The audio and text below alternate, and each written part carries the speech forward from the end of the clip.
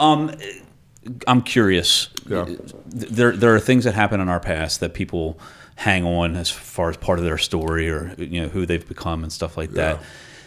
How do you recommend somebody that's maybe stuck in something in the past? How do they give themselves grace or forgiveness for something that has happened? You can't do a dang thing about it. It was wrong. That's right. How can we reframe that to help us be more successful and have a better mindset now? Yeah, really, really great question. And that is, for me, it's question it. Question the past. We don't fact check our stories. Mm-hmm. I believed that this thing happened with my father when I was 5 years old. Mm-hmm. It dictated my entire life. It dictated every interaction of every life. It was the basis of all the trauma in my life. All the victimhood came from this one situation with my father. Right. When he ran over your ice cream truck. When he ran over this ice cream truck, right? And people listen to this going, what's this guy talking about? He ran over the ice cream truck. I'm like, if you read this book, you'll understand. This is a traumatic event, right? Everything changed at this one moment.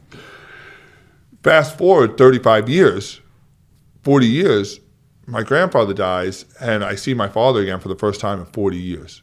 Oh.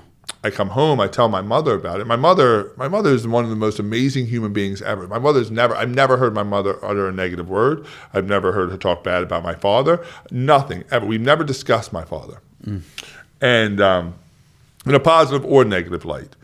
And so I tell her that I see him. She's asking about it.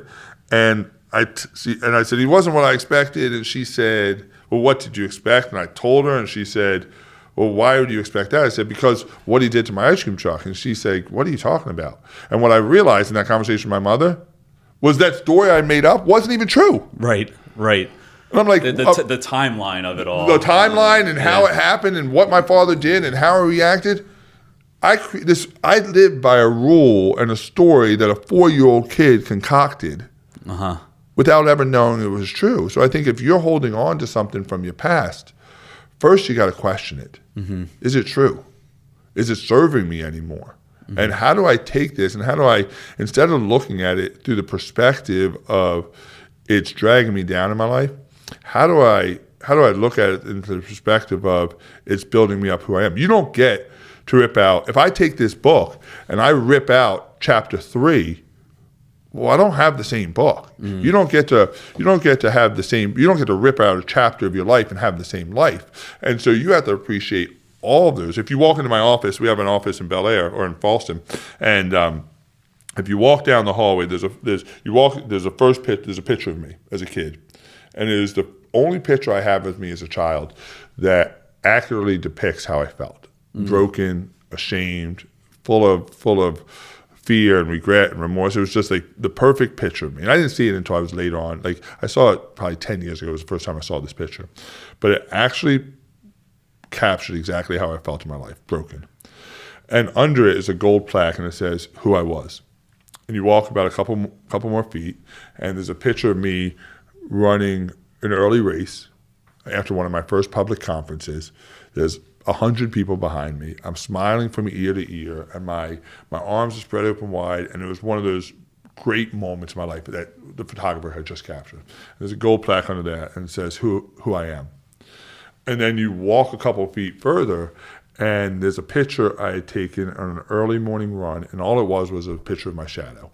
And this picture of my shadow hangs in my office, right? So you have who I was, who I am, and under this one, the shadow, there's a gold plaque that says who I'm becoming. Mm.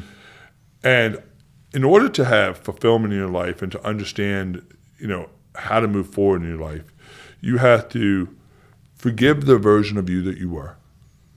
You have to love the version that you are, and you have to be obsessed about becoming the version of you that you're going to become. I'm obsessed with that.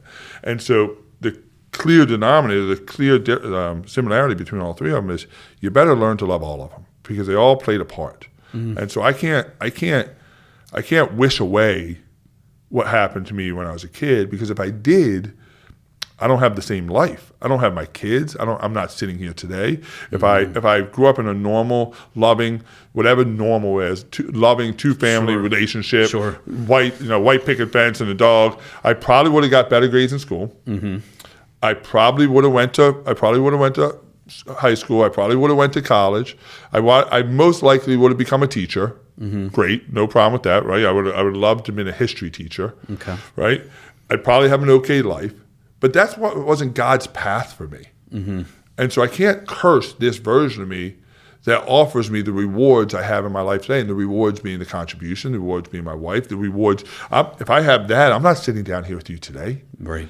And so, because I don't write the book, and if I don't write the book, so every dot connects, and I think that we have to question the past and move on, and forgive ourselves for it, but love ourselves for it as well. Yeah.